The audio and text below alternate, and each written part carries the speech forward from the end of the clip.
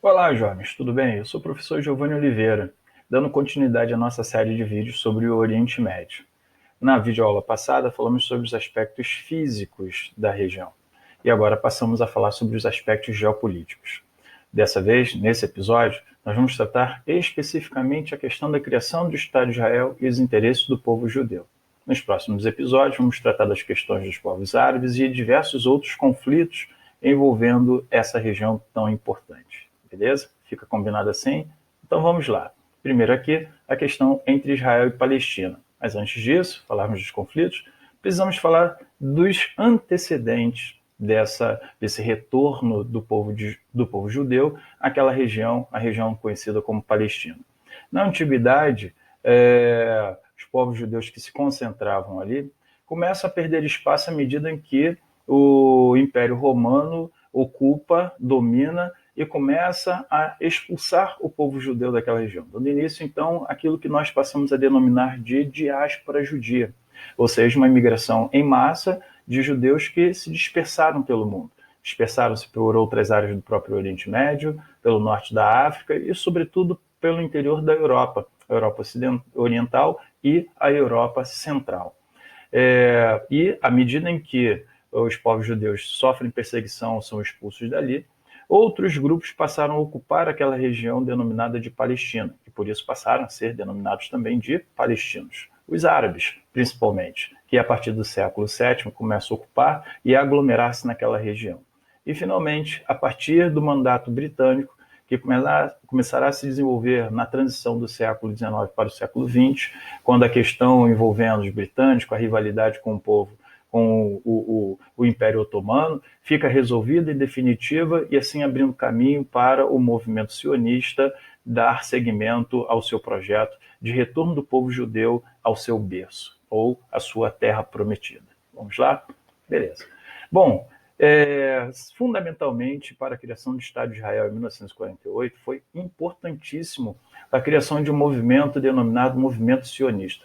Liderado por Theodor Herzl, esse movimento vai convergir a comunidade judaica ao redor do mundo, principalmente da Europa, mas também na América, com financiadores formados por cidadãos judeus no mundo inteiro, que vão conseguir juntar um volume considerável de recursos para dar início ao projeto de compra de terras no Oriente Médio, para criar condições para os primeiros assentamentos judeus naquela região. Até então, os grupos árabes não tinham se dado conta dos interesses judeus nesse projeto e a dimensão que isso iria chegar alguns anos posteriormente, ao longo do século XX principalmente. Nós temos uma data de referência para o nascimento, digamos assim, do movimento sionista. Uma reunião realizada em 1897, sob liderança do Theodor Herzl, que reúne ali lideranças judaicas que viviam espalhados pela Europa e que vão, digamos assim, comprar essa ideia e vão ajudar a financiar esse projeto, que vai se concretizar em 1948, com a criação, finalmente, do Estado de Israel. Bom, nós vamos ter, obviamente, ali uma situação de conflito, porque você começa a ter uma ocupação crescente de pessoas de origem judaica em meio a uma região dominada por povos de origem árabe. Na época, existiam pelo menos 500 mil indivíduos de origem árabe ocupando aquela área conhecida como Palestina. Aqui eu trouxe para vocês agora uma trajetória crescente do número de pessoas de origem judaica naquela região denominada de Palestina. Em 1903, eram apenas 25 mil. Já em 1914, pouco mais de uma década depois, esse número mais do que multiplica, salta para 60 mil. E agora é impressionante. Em 1948, logo depois da Segunda Guerra Mundial, no ano em que é criado o Estado de Israel, o salto vai para 600 mil indivíduos. Obviamente, que o número de pessoas de origem árabe também cresceu durante esse período. Os judeus não se transformaram em maioria, mas com certeza o número de indivíduos cresceu substancialmente e, de alguma forma, ajudou a equilibrar um pouquinho a presença judaica em meio a uma comunidade árabe já estabelecida ali há muito mais tempo. E, obviamente, também, como consequência, nós vamos ter uma crescente nos conflitos, que vão se tornar cada vez mais constantes e, obviamente, também mais violentos. Em 1917, temos um ato decisivo para o projeto sionista, a Declaração Balfour. O que vem a ser a Declaração Balfour? Arthur Balfour era o chanceler, ou seja, um representante do Estado britânico, que se compromete junto às lideranças do movimento sionista e seus grandes financiadores, inclusive aí o senhor Barão Rothschild, uma família de banqueiros tradicionais, riquíssima, por sinal, muito influente não só na Europa, como no mundo inteiro até hoje, onde ele se compromete em nome do Estado britânico a criar as condições para dar suporte aos interesses do povo judeu naquela região da Palestina. Então podemos dizer que, simbolicamente, e também já partindo para a prática, a Grã-Bretanha está se comprometendo, caso ela conseguisse derrotar o Império Otomano, coisa que foi, digamos assim, decidida pouco tempo depois, através de um acordo estabelecido entre o Império Otomano e a própria Grã-Bretanha, estabelecendo a pacificação entre eles, e assim abriu caminho para o chamado Mandato Britânico naquela região. E com o Mandato Britânico, a situação política resolvida, abriu-se caminho, então, para a realização dessa promessa estabelecida pela Declaração Balfour, de ajudar, dar o suporte para a realização do projeto britânico, aliás, do projeto judeu, de criação do seu Estado ali naquela região da Palestina, e assim dar um lar nacional aos judeus, ou seja, criar uma base territorial que o povo judeu disperso pelo mundo poderia utilizar a partir dali como uma referência territorial. E assim nós teremos aqui um indivíduo que será lembrado pela comunidade judaica como um indivíduo que foi fundamental, uma personalidade fundamental para os desejos do movimento sionista de criação de um Estado, um lar para os judeus que até então estavam espalhados pelo mundo. E daí surge, então, o mandato britânico, que vai estabelecer ali um suporte para uma progressiva ocupação de pessoas de origem judaica, vindos de todos os cantos, principalmente na Europa Oriental, na Europa Central, já que foram sucessivas, às vezes, as ocasiões em que nós vimos, em vários episódios, que os povos judeus sofreram forte perseguição. Isso não foi diferente ao longo do século XX. Nós tivemos ali uma série de situações, entre elas o crescimento do nazismo na Alemanha, já a partir de 1933, que despertou grande perseguição e, não à toa, um momento em que esse processo de migração de judeus para a Palestina começa a crescer de forma substancial. Então, a partir do mandato britânico e ainda combinando, por outro lado, com as perseguições aos judeus na Europa, você terá aí a situação em que motivará um grande fluxo de judeus para o Oriente Médio. De um lado, o apoio para a formação de um lar para os judeus. Do outro, a perseguição na Europa, que vai encontrar o seu auge no período da Segunda Guerra Mundial e o Holocausto. Nesse momento, eu peço aqui a vocês a compreensão, tá? Nós temos aqui uma série de imagens que vão mostrar, de forma até um certo ponto chocante, o que foi o Holocausto. Eu não estou querendo amenizar aqui a situação nessa videoaula, mas eu peço que você que esteja assistindo compreenda o fato de que esse vídeo não terá restrições quanto ao perfil de idade. Então eu estou optando por não colocar imagens chocantes, mas vou colocar um mapa para que você tenha uma noção da distribuição dos campos de concentração nazistas durante a Segunda Guerra Mundial, como eles se distribuíam, e vou destacar para vocês, claro, aqueles onde a agressividade, os crimes de guerra contra os povos judeus, e além de outros grupos étnicos também, tá? Ciganos, negros, latinos também sofreram com a perseguição nazista. Qualquer um que não se enquadrasse naquele perfil de povo ou de perfil genético, ou se não fosse genótipo, fenótipo ideal, seria tido como um elemento que não contribui com a perfeição da espécie humana. Então, eu peço que vocês me compreendam e seguimos a aula, nem por isso ela vai perder qualidade. Vejam, aqui nós temos um mapa que mostra parte do antigo Império Prussiano, em que em grande parte representa o que é a Alemanha hoje, parte da Áustria, parte da Polônia, e todos esses pontos coloridos marcam aí alguns campos de concentração nazista. Veja, são vários. Talvez você conheça alguns por nomes, são mais conhecidos, entre eles Sobibor, ou então Auschwitz, mas como vocês podem ver, eram dezenas de campos de concentração com dimensões bem diversificadas.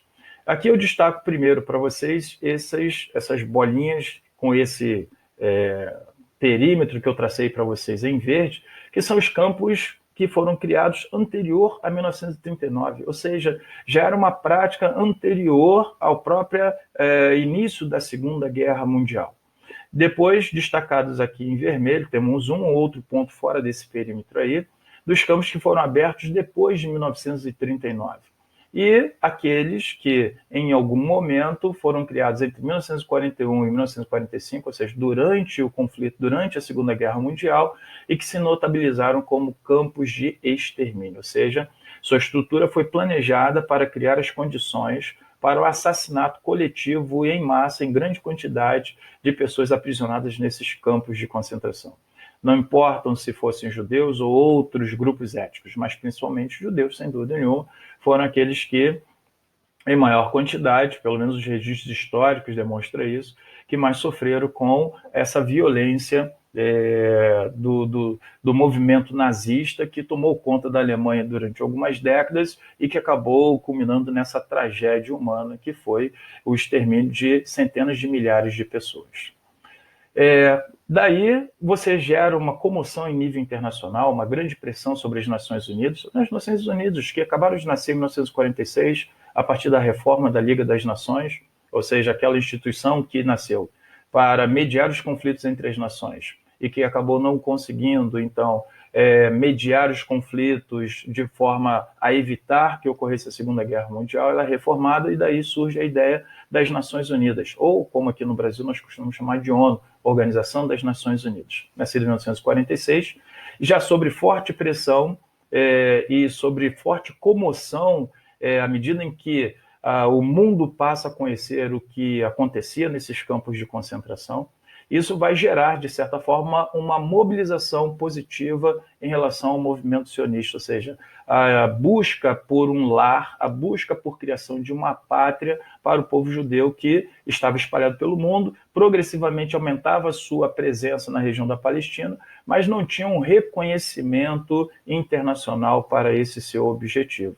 E assim a ONU, então, vai estabelecer um critério e vai propor uma partilha da Palestina, onde 56%, 56,6% para ser mais exato, da área da Palestina seria dedicada aos judeus e assim criar o Estado de Israel, os 42,9% para os povos de origem árabe e assim criando a Palestina, e finalmente alguma coisa em aproximadamente 0,5%, que é a área correspondente à cidade de Jerusalém, que como tem uma importância histórica para os judeus, para cristãos e também para muçulmanos, lembrando, e nós vamos ver isso numa próxima aula, não necessariamente todo muçulmano é árabe ou todo árabe é muçulmano, mas sem dúvida nenhuma há uma relação histórica muito íntima entre a religião muçulmana e os povos de origem árabe. Aliás, o Islã, como também podemos fazer referência a esse segmento religioso, ele nasce dentro de um berço árabe.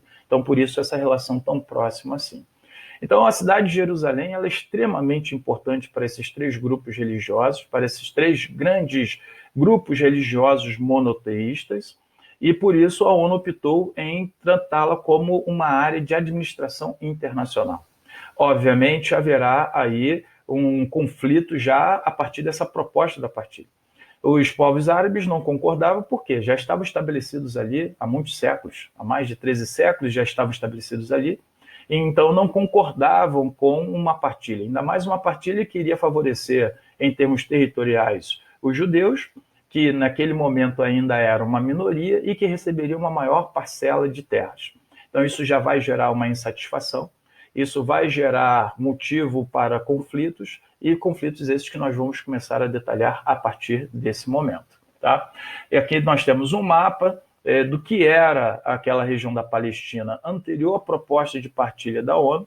Em verde estamos destacados aí o que seria a ocupação palestina e em branco as áreas já ocupadas por judeus desde o início do movimento sionista lá no finalzinho do século XIX e que vai ser turbinado com a Declaração Balfour, que vai ser ainda mais reforçado com o início da perseguição nazista na Europa, já no início da década de 30, e mais ainda agora com o Holocausto durante a Segunda Guerra Mundial.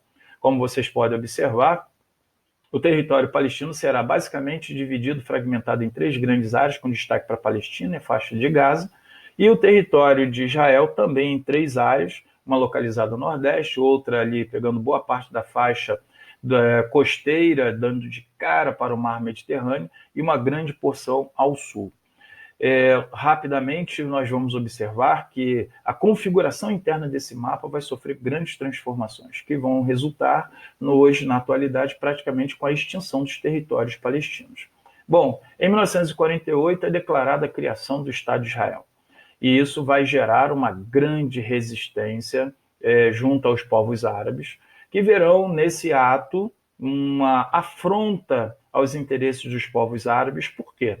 Porque não houve uma iniciativa da ONU em apoiar claramente a criação do Estado palestino. Houve uma proposta, houve uma divisão territorial, mas não houve um avanço efetivo nas negociações que possibilitassem, de fato, criar ali, consolidar do ponto de vista dos povos árabes, que eles receberiam o mesmo tratamento que o povo judeu recebeu. E isso vai gerar, então, uma grande satisfação junto aos povos árabes, que vão se mobilizar, e a partir dali nós vamos ter o primeiro conflito armado entre os povos palestinos e árabes na região e contra o povo judeu sitiado ali em Israel. Ocorre que Israel, já desde as primeiras ocupações, tinha por estratégia criar milícias. Não estou falando aqui de milícias como nós temos aqui se propagando pelo Brasil, tá? Milícias é o nome que a gente dá, conceitualmente, a grupos paramilitares, ok? Que podem ser ou não autorizados por lei. Existem países onde a legislação permite a formação de milícias, ou seja, a mobilização de cidadãos para criar um sistema de autoproteção. Por exemplo, os Estados Unidos tem uma legislação que permite essa formação de milícias. Então, nem toda milícia necessariamente está atrelada, está envolvida com criminalidade, tá bom? Beleza? Então, eles têm a formação de milícias, recebem financiamento para comprar armas, munição. É dali que vem a tradição de Israel em impor ao seu cidadão obrigatoriamente uma formação militar, e claro que isso vai também ter uma oposição, principalmente os jovens, ao longo das últimas décadas, vem aí dando prosseguimento a um movimento de negação desse serviço militar obrigatório, porque eles também não concordam necessariamente com todas as atitudes do Estado de Israel em relação aos povos palestinos. É uma forma de protesto, de certa maneira. Mas, no geral, é da tradição do povo de Israel, então, essa formação militar de todos os seus cidadãos para criar um sistema de autodefesa. Além do apoio, claro, militar, por exemplo, da Inglaterra, e depois substituído pelos Estados Unidos, que vão fornecer ao povo de Israel equipamentos, armas, munição, treinamento, recursos financeiros, e assim rapidamente formar uma força militar com grande capacidade de defesa. Tanto que, depois da declaração do Estado de Israel, os países árabes vizinhos, com destaque aqui para o Egito, a Síria, a Jordânia, vão mostrar a sua insatisfação e vão declarar guerra a Israel. Guerra essa que, de certa maneira, será vencida com certa facilidade, se você considerar as condições materiais do povo judeu. Eles vão conseguir resistir ao ataque árabe e vão reverter aquelas derrotas iniciais em uma vitória, a primeira grande vitória de Israel junto aos povos árabes daquela região. Isso vai motivar, esse conflito vai motivar um investimento ainda mais pesado na formação de soldados, de criação de equipamentos, de compra de equipamentos militares para reforçar ainda mais as defesas de Israel, o que vai torná-lo um dos exércitos mais bem formados ainda hoje na atualidade. Bom, alguns dados que a gente vai levar em consideração aqui. O primeiro conflito surge em 1949 e se estende até 1948 e se estende até 1949, vai durar aí alguns meses. Os países que compõem o chamado mundo árabe, ou parte dele, claro, parte do mundo árabe, vão atacar Israel. Israel vai vencer essa guerra e vai ampliar os seus territórios, tá? e, de certa maneira, vai apropriar-se, inclusive, de áreas que até então tinham sido delimitadas pela partilha recém-estabelecida pela própria Organização das Nações Unidas. Enquanto isso, o Egito e a Jordânia vão, respectivamente, passar a ter influência sobre a faixa de Gaza e a Cisjordânia, tentando criar ali uma espécie de um sistema de defesa mais avançado. E aí você já vem aí a modificação no primeiro mapa, em relação ao primeiro mapa pré-divisão da Palestina em áreas do Estado a judeu e uma para o Estado árabe, e como o mapa fica já logo depois da partilha da ONU e a declaração de criação do Estado de Israel. E essa configuração vai se manter assim até os anos 60, quando nós teremos um segundo conflito, a chamada Guerra dos 6 Dias, que, como parece ser óbvio, durou menos de uma semana, uma guerra relâmpago, onde Israel consegue rapidamente transformar um ataque numa defesa. Na verdade, Israel fica sabendo dos planos dos países árabes em atacá-los, e num ato preventivo, Israel toma a atitude de, então, avançar sobre os países que estavam se articulando para esse ataque ao Estado de Israel. Vemos aqui o segundo conflito, 1967, a Guerra dos 6 Dias, que vai durar aí de dia 5 até o dia 10 de julho de 1967. Guardem essa data, isso é muito importante. Normalmente são cobrados, sim, em concursos, beleza? Mais uma oposição entre Israel e os países árabes vizinhos. Nesse momento, Israel, através do seu serviço secreto, Mossad, recém-criado, tomará ciência do plano dos países árabes e preventivamente vai atacar e vai ocupar vastas áreas no seu entorno, desde os territórios palestinos a parte dos territórios árabes, inclusive, por exemplo, vastas áreas do território do país vizinho ao sul, o Egito, onde Israel vai tomar para si e vai tomar conta do chamado Canal de Suez, uma área extremamente estratégica para o trânsito de mercadorias internacionais, interligando ali o Mar Vermelho ao Mar Mediterrâneo, um importante corredor de exportação. Vejam aqui o mapa da área dominada por Israel, praticamente toda a área verde aqui, estendendo seu território muito mais amplo do que aquele determinado pela partilha da ONU em 1947, passa a ter uma ocupação militar na Cisjordânia, avança sobre territórios do Líbano e da Síria, e mais tarde vão consolidar essa ocupação, como, por exemplo, a região das Colinas de Golã, onde estão a cabeceira do Rio Jordão, extremamente importante, não só simbolicamente, historicamente, mas também por ser um recurso, água, numa região de clima semiárido até desértico. Então é fundamental ter para si a reserva desse recurso hídrico. E aqui a Península do Sinai, que era uma extensão do território egípcio já no Oriente Médio. Lembrando que o Egito, a rigor, está localizado no continente africano, ali naquela porção bem próxima do chamado Chifre da África. Resumidamente, o que foi a Guerra dos 6 Dias? Mais uma oposição entre Israel e os países vizinhos, uma nova vitória, uma vitória esmagadora, arrasadora de Israel, muito rápida, em apenas 6 dias, onde Israel conseguiu ampliar significativamente o seu território e, claro, com essa expansão, conseguiu conquistar também um poder de barganha, porque reservando para si a ocupação de territórios de países vizinhos, mais tarde isso vai se mostrar como um elemento fundamental para as aspirações de reconhecimento, finalmente, de Israel e o estabelecimento de uma certa pacificação quanto aos interesses desse país nas relações territoriais com os demais países do seu entorno. Chegamos, então, ao terceiro conflito, mas vejam bem, entre esses conflitos que estão aqui escalonados, primeiro, segundo e terceiro, tivemos outros mais de maior ou de menor proporção, tá bom? Normalmente, as provas, os concursos dão atenção aos três aqui. Então, chegamos em 1973, na chamada Guerra do Yom Kippur. O Yom Kippur, dentro da tradição judaica, é denominado Dia do Perdão. É o dia em que a comunidade judaica está se preparando para um ritual de purificação, se preparando, então, para a Páscoa judaica. E os povos de origem árabe naquela região vão se articular e vão criar um plano de um ataque surpresa a Israel, exatamente na noite do perdão. Obviamente, a opinião pública internacional, nesse momento, fica totalmente contra os povos árabes. Porque viu nesse ataque um ataque oportunista e covarde num momento religioso muito delicado para o povo judeu. Seria o equivalente a um ataque judeu em pleno Ramadã, que é o grande momento religioso para os povos islâmicos.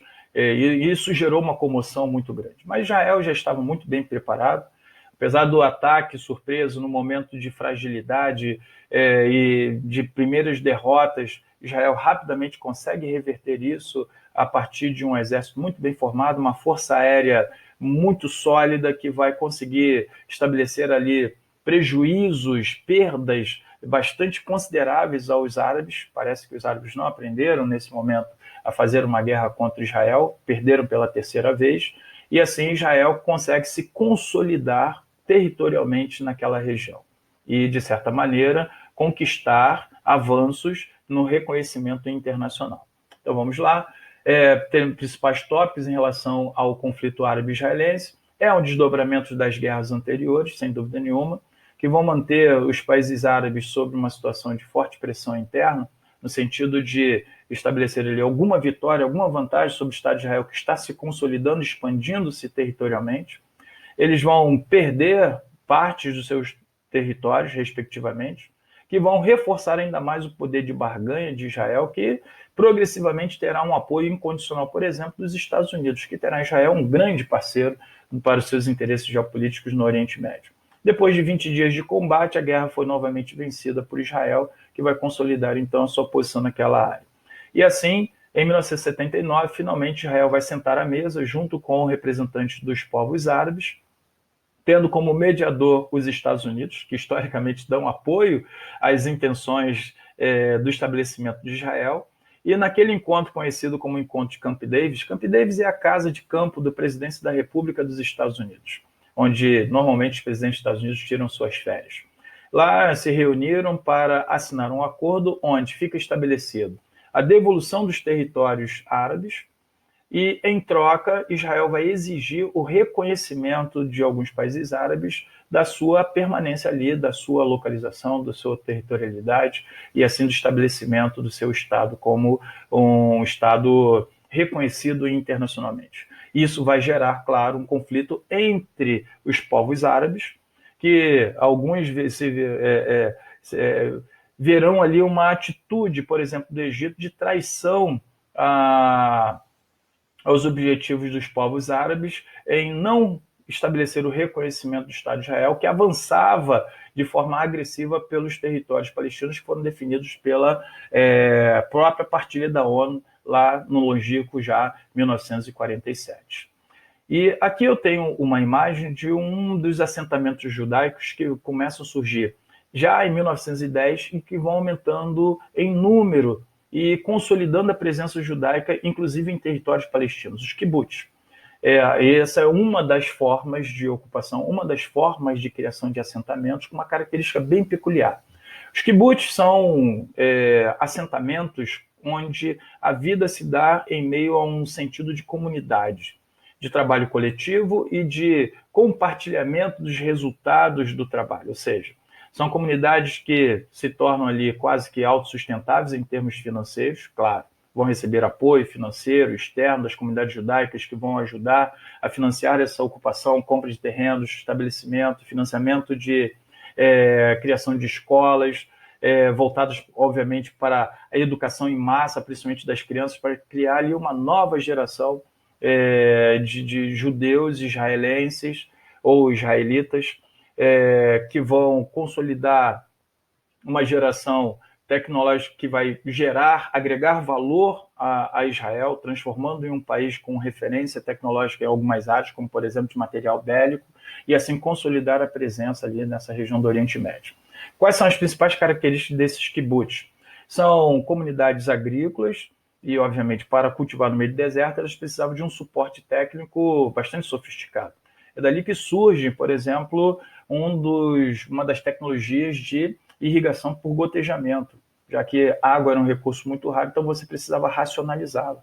Então, criaram ali um sistema onde mangueiras espalhadas por toda a área agrícola, sobre pequena pressão, gotejavam água diretamente no solo, na base das plantas, e assim, com menor quantidade de água, você conseguia resultados excelentes. Não só garantindo uma subsistência, mas até um excedente de produção que poderia ser exportado, gerando riqueza, renda para ajudar a manutenção dessas comunidades. Eram propriedades coletivas, ainda são, porque ainda temos muitos kibbutz. Aliás, essa forma de criação de comunidades, elas não se restringe a Israel. Você terá aí, ao redor do mundo, kibbutz, pela América, Europa, passou a ser um modelo, uma forma de vida em comunidade, ou mais uma dessas formas de vida. Onde você tem um caráter de equilíbrio social, inclusive alguns vão ver nos kibbutz um modelo de socialismo dentro de uma comunidade judaica, já que você tem um sistema de moradia, de autodefesa, de trabalho coletivo e de distribuição equilibrada dos resultados dessa produção. Meio de produção próprio, distribuição da produção entre os membros da comunidade e prioridade para a educação das crianças.